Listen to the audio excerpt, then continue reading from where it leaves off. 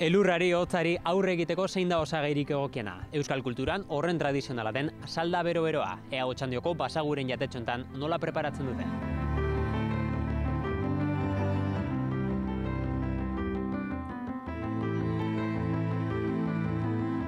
Ea ba, jatetxontako saldaren sekretuak ezagutzeko aukera badaukagun, eta hortarako bertan daukagu Fernando bertako sukaldari. Nolako elementuak ikusten ditugu bertan, jadanik prest dituzu? Hemendako saldeiteko, haude ollu, Hemendako faldie, txalana, gero dako hemen berdurek, bota betzu guzenak, garbantzue, da gatza. Bueno, horiek dira osagai kompleto. Bueno, sekretan dirik ez, baina osagai egokiak behar dira, ez? Ikusten dugu esaterako olioak ematen diola izatasuna, hau baserriko olioa da, ezta? Hau bai, haude baserrikoa.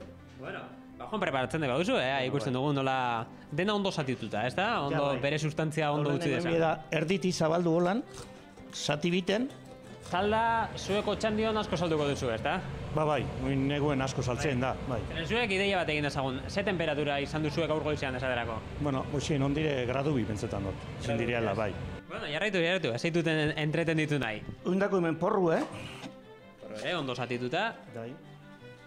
Aizu, eta salda, gozo egoteaz gainera, eta barrua nolabait baretzeaz batera, oso zintxugarea badela, esan gandezak, ezta? Alan. Bai, zanoa, ezta? Bai, gozo, bai.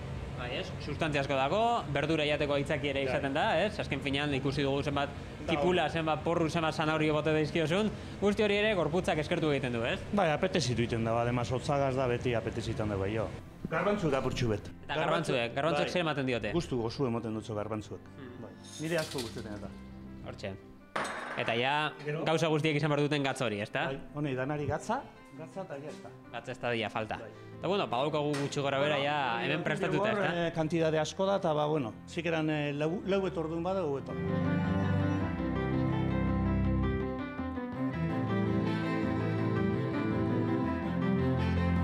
Lau ordu pasadira jadanik, askar pasa ezait denbora hau, eta Fernando jadanik salda badaukagu prest, ez? Bai, ja eginde dago. Duinez dago falta, datukute kasu bitxu betega zingo pasaguna.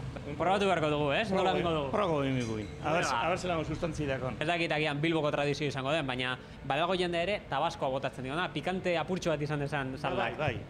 Da bueno, lehen esan duten modure da hori noberen guztu, ez? Niri neuri guztuetan jata ez zebe barik. Fernandoren gomendioa jarrituko dut, eta nik ere alaxe probatuko dut. Bueno, Fernando, nik. Aber zelan dago. Saldarekin topa egitea ez dakit horren ortodoxoa, baina, hortxe.